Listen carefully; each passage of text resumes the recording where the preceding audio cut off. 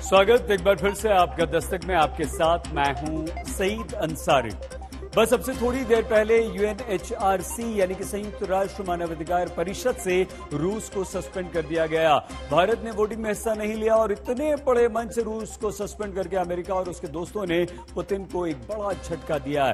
इसी तरह का झटका आज पुतिन ने नाटो को दिया। कैसे? देखिए, जिस नाटो के द्वारा अमेरिका रूस की घेराबंदी करने में लगा था, उसी नाटो में पुतिन ने फूट डाल दी है। ये देखिए सामने खड़ा हुआ जासूस। नाटो के 30 देशों में से एक देश ने पुतिन के समर्थन में नाटो को खरी खरी सुना दी है। अब सवाल यह है कि वो कौन सा देश है, नाटो में पुतिन का एजेंट कौन है। पूरी खबर हम आपको दिखाएंगे, लेकिन उससे पहले यूक्रेन आपको लिए चलते हैं, जहां यूक्रेन के राष्ट्रपति ज़ेलेंस्की की सेना ने आज रूस को बहुत गहरे जख्म दिए।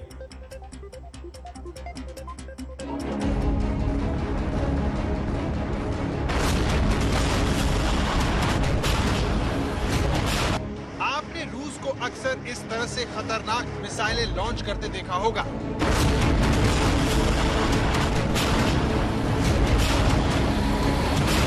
सुपरसोनिक से लेकर सबसे खतरनाक परमाणु मिसाइलों को रूस इसी दमखम के साथ लॉन्च करके इतराता है। लेकिन इतनी खतरनाक मिसाइलों के बावजूद यूक्रेन घुटने टेकने को राजी नहीं है और जंग के 43वें दिन पासा पलटता दिख रहा है, क्योंकि यूक्रेन की 2 रूसी टैंकों को तबाह कर रही है।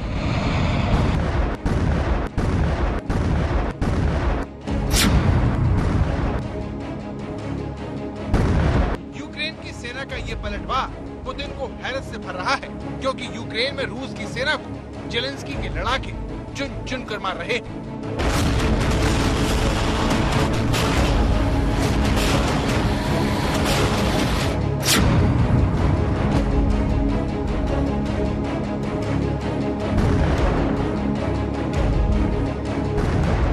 क्या यूक्रेन रूस को हरा सकता है?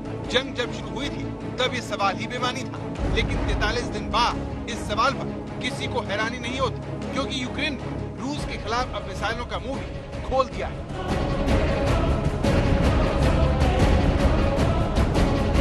बिल्कुल रूसी स्टाइल में यूक्रेन भी मिसाइलें लॉन्च करके अपनी ताकत दिखा रहा है। यूक्रेन के जज्बे को देखकर अमेरिका की खुशी का ठिकाना नहीं है और वो दावा करने में जुट गया है कि रूस को यूक्रेन हरा सकता है।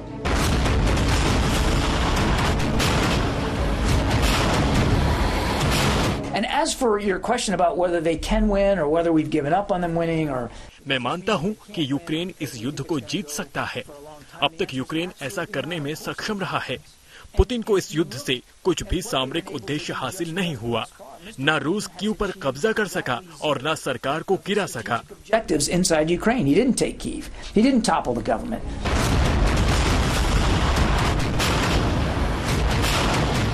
यूक्रेन को लेकर अमेरिका की इस राय की वजह जंग के मैदान से आने वाली ये तस्वीरें हैं, जिसमें सबसे ज्यादा वायरल ये तस्वीर है जिसमें यूक्रेन का एक टैंक अकेले रूस के पूरे काफिले पर भारी पड़ गया। ये देखिए, वीडियो में ये रूस के 3 टैंक हैं, जिनसे यूक्रेन का ये अकेला टैंक लोहा लेता है। आमने सामने की इस जंग में बहुत ही खतरनाक तरीके से लड़ाई हो रही है, जिसमें दोनों ओर से गोलीबारी होते हुए आप साफ साफ देख सकते हैं। लेकिन कुछ ही देर में रूस का एक एक टैंक तबाह हो जाता है और दुनिया को पता चल जाता है कि यूक्रेन के अकेले टैंक ने रूस को पीछे धकेल दिया।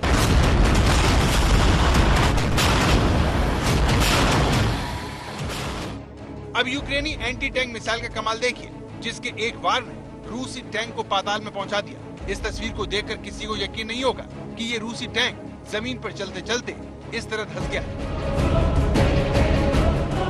रूस के लिए यूक्रेन की जंग बहुत महंगी साबित हो रही है, जिसमें यूक्रेन की गली कूचे पुतिन की सेना का कब्रिस्तान बन गए हैं। ये तस्वीर रूस के सुखोई फाइटर जेट की है, जिसे यूक्रेन मिट्टी में मिला दिया।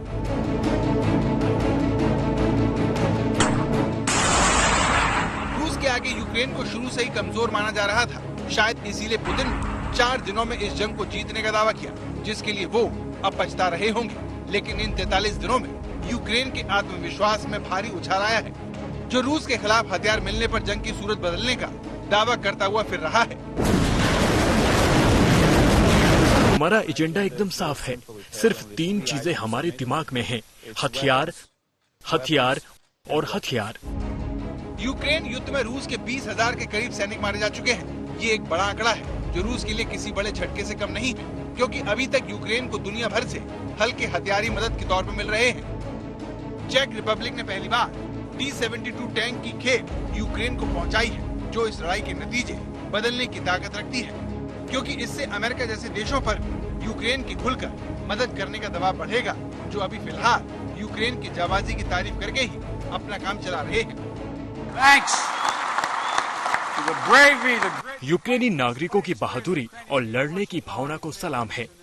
रूस अपने शुरुआती युद्ध के लक्ष्य में पहले ही हार चुका है। रूस यूक्रेन की राजधानी कीव, उसके लोकतंत्र और चुनी सरकार पर कब्जा करना चाहता है, लेकिन कीव आज भी आजाद है और यूक्रेन सरकार आज भी कायम है।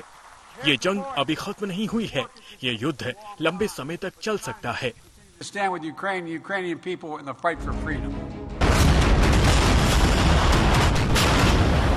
रूसी अटैक में यूक्रेन के कीव, खार्किव और मारियुपोल शहर करीब करीब तबाह हो चुके हैं। इन शहरों का 90% बेसिक इंफ्रास्ट्रक्चर ढह चुका है। बूचा में तो रूसी सेना के हमले के बाद केवल खंडर और मलबा दिखाई दे रहा है। इसके बावजूद रूस का जीत से दूर रहना काफी कुछ कहता है। कीव, यूक्रेन से गौरव सावंत और राजेश पवार, आज तक। एक बड़ी खबर इस वक्त आ रही है। रूस ने UNHRC यानी कि संयुक्त राष्ट्र मानवाधिकार परिषद से खुद को सस्पेंड करने पर अपनी पहली प्रतिक्रिया दे दी है। रूस ने कहा है कि ये ह्यूमन राइट्स काउंसिल अवैध है और उसे हमें सस्पेंड करने का निर्णय एक साजिश है। तो रूस की ये पहली प्रतिक्रिया आ गई है और रूस ने कहा कि हमारे खिलाफ एक साजिश है और UNHRC से सस्पेंड करने का कोई अधिकार हमें हमारे विरुद्ध जो फैसला आया है उस पर नहीं। तो रूस को झटके से यूक्रेन के राष्ट्रपति जेलेंस्की के तेवर देखने लायक है। अमेरिकी मदद से यूक्रेन रूस को जख्म देने में लगा हुआ है, लेकिन पुतिन ने भी अपनी चाल चल दी है और नेटो में फूट डलवा दी। नेटो में पुतिन का दोस्त कौन है, ये जान लीजिए।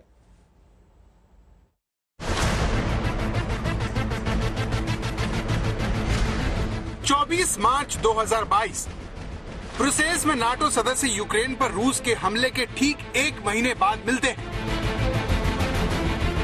इस मुलाकात का मकसद रूस को घेरकर दुनिया में अलग थलग करना था, लेकिन रूस को अकेला करने की अमेरिकी कोशिश को बहुत बड़ा झटका लगा है। रूस को लेकर नाटो में मतभेद उभर आए हैं। रूस को लेकर नाटो में फूट पड़ गई है, क्योंकि हंगरी रूबल देकर रूस से गैस खरीदने को तैयार हो गया है। अगर रूस गैस के बदले रूबल में भुगतान मांगता है तो हमें कोई परेशानी नहीं है।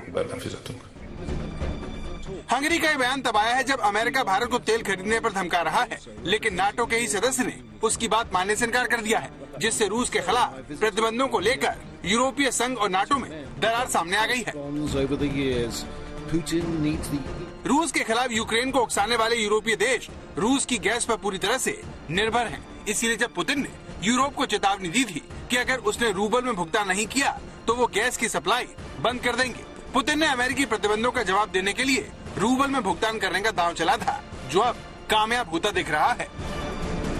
हंगरी के विदेश मंत्री ने भी इससे पहले कहा था कि यूरोपीय संघ की रूस के साथ गैस आपूर्ति में कोई भूमिका नहीं है। हंगरी और रूस के बीच युद्ध से पहले ही इसे लेकर समझौता हो चुका था। हंगरी यूरोपीय संघ के उन देशों में शामिल है जिन्होंने यूक्रेन पर हमले के बाद रूस के खिलाफ लगाए गए ऊर्जा प्रतिबंधों को खारिज कर दिया था।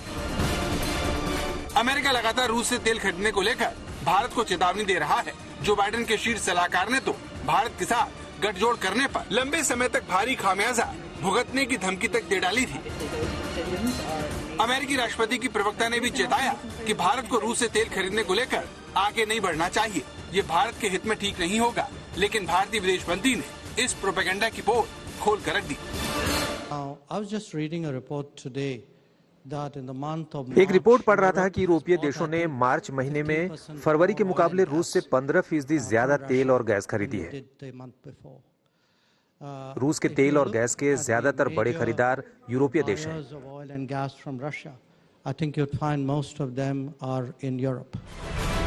हंगरी के ताजा रुख से भी साफ हो गया है कि अमेरिकी खेमे में भी लोग अपने देश के हित को देखकर फैसला ले रहे हैं। इसीलिए अमेरिका और पश्चिमी देशों को भारत की आलोचना करने का कोई अधिकार नहीं है। लेकिन हंगरी के फैसले ने पुतिन के खिलाफ संयुक्त मोर्चा बनाने की कोशिश को पूरी तरह से ध्वस्त कर दिया है। कीव यूक्रेन से गौरव सावंत और राजेश पवार, आज तक। पुतिन भारी दबाव में हैं, उनके सैनिक मर रहे हैं, कूटनीतिक मंच से उन्हें सस्पेंड किया जा रहा है। उधर यूक्रेन में भी उम्मीद के अनुसार सफलता नहीं मिल रही है और इसीलिए खबर है कि यूक्रेन के 2 इलाकों पर पुतिन ने अपनी नजरें गड़ा दी हैं, जिन पर कब्जा करके पुतिन ने जेलेंस्की को बड़ी चोट देने के इंतजाम किए हैं।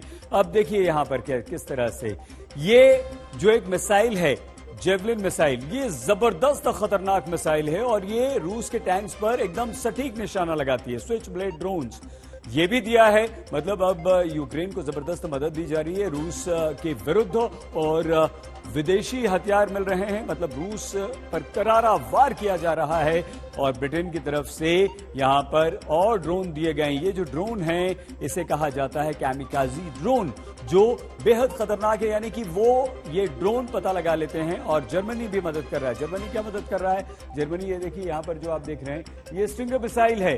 ये अगर कोई हवाई हमला होता है रूस की तरफ से तो स्टिंगर मिसाइल उसे ध्वस्त कर देती है। स्लोवाकिया ने S-300 डिफेंस सिस्टम दिया है। ये डिफेंस सिस्टम है S-300, ये काफी मजबूत सिस्टम है और इससे भी रूसी न सिर्फ टैंक्स को रोका जा सकता है बल्कि हवाई हमलों को भी यूक्रेन नाकाम कर देगा। और ये सायरन बजा है, इसका मतलब ये है कि बड़ी खबर, ब्रेकिंग न्यूज उस वक्त आ रही है और वो खबर ये है कि नाटो में शामिल होने पर बोला है फिनलैंड। फिनलैंड की प्रतिक्रिया यहां पर आई है, नाटो की सदस्यता पर जल्द हम निर्णय लेंगे। फिनलैंड ने कहा है कि नाटो की सदस्यता पर हम जल्द निर्णय लेंगे। रूस के पड़ोसी देश फिनलैंड का बड़ा बयान आया है और ये इसलिए महत्वपूर्ण है क्योंकि ऐसे में जब रूस और यूक्रेन के बीच जबरदस्त युद्ध चल रहा है, एक और देश और वो भी रूस का पड़ोसी अगर नाटो की सदस्यता लेने पर निर्णय लेने की बात कर रहा है तो ये बहुत ज्यादा महत्वपूर्ण हो जाता है। इसका मतलब ये हुआ कि अब रूस के पड़ोसी देश भी खड़े हो रहे हैं और जो रूस ये कह रहा था कि यूक्रेन नाटो की सदस्यता नहीं ले सकता और यही कारण इतने बड़े युद्ध का था, वहां फिनलैंड ने कहा कि हम निर्णय लेंगे। इसीलिए पुतिन दबाव में चल रहे हैं और यूक्रेन जबरदस्त पलटवार कर रहा है 2 तरह से। एक तो उनके सैनिक मर रहे हैं रूस के और राजनीतिक मंच से सस्पेंड UNHRC से कर दिया गया है। तो यूक्रेन में सफलता रूस को वैसी नहीं मिल रही है जैसी वो चाहता था। 2 इलाकों पर पुतिन की नजरें ज्यादा हैं जिन पर पुतिन ने जेलेंस्की को बड़ी चोट देने का इंतजाम किया है। बूचा में तबाही मचाने के बाद अब रूस की नजर कहां है? अब कहां पर रूसी फौज मौत का खेल खेलने वाली है?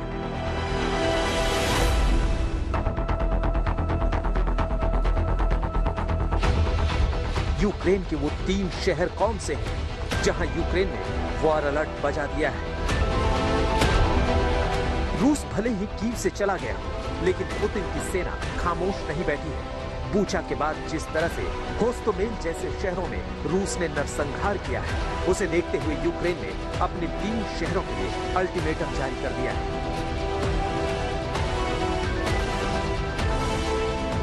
ये 3 शहर हैं खार्किव, लुहांस्क और दोनेत्स्क। यूक्रेन सरकार की साफ चेतावनी है कि इन तीनों शहरों को लोग तुरंत छोड़ दें या फिर उनकी जान की जिम्मेदारी खुद लें। ये तीनों वही शहर हैं जहां रूसी फौज सबसे ज्यादा कहर बरपा रही है। रूसी फौज के कमांडर भी कह चुके हैं कि इन्हीं तीनों शहरों पर उनका फोकस सबसे ज्यादा है। और अगर आप पीछे देखें, अभी यूक्रेनियन अटैक, बहुत बड़ा शेलिंग हुआ यहाँ पर, जिससे ये कैंप बिल्कुल तहस नहस हो गया। आग अभी भी जल रहा है। यहाँ पे बहुत सारे tanks, armoured vehicles, artillery carriers रखे हुए थे, तो बहुत इंपॉर्टेंट स्टेशन था। और यहाँ पर अब जितने भी फोर्सेस हैं वो पीछे हट गए थे पहले देखने के लिए कि जा सकते हैं या नहीं, और अब देखिए भाग भाग के जा रहे हैं। जितने भी टैंक्स और आर्मर्ड व्हीकल्स को रिट्रीव कर सकते हैं उनको रिट्रीव करके बाहर ले जाया जा रहा है। देखिए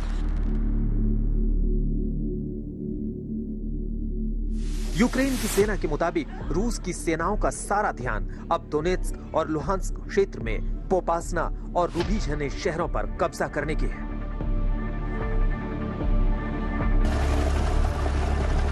इसके अलावा रूस मारियुपोल पर पूर्ण नियंत्रण स्थापित करना चाहता है।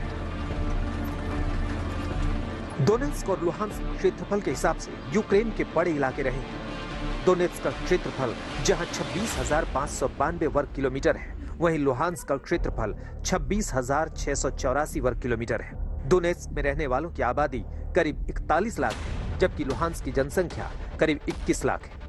यहाँ रहने वाले अधिकांश लोगों की भाषा और संस्कृति रूसी रही है। ये इलाके आर्थिक रूप से भी बेहद अहम है। कोयला खनन और इस्पात उत्पादन यहाँ खूब होता है।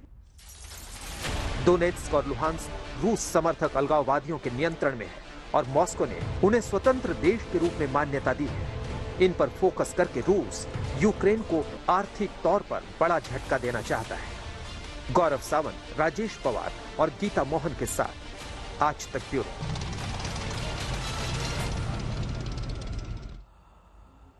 दस्तक में आज के लिए बस इतना ही। आप प्लीज अपना बहुत ख्याल रखिएगा। देखते रहिए आज तक।